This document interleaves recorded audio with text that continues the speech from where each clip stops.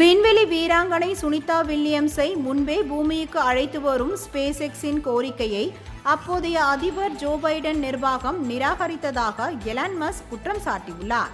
சர்வதேச விண்வெளி நிலையத்தில் 9 மாதங்களுக்கு மேலாக தங்கியிருந்த விண்வெளி வீரர்கள் சுனிதா வில்லியம்ஸ் மற்றும் புட்ச் வில்மோர் இருவரும் ஸ்பேஸ் எக்ஸின் டிராகன் விண்கலத்தில் இந்திய நேரப்படி அதிகாலை 3:27 மணிக்கு பத்திரமாக புளோரிடா கடலில் இறங்கினர்.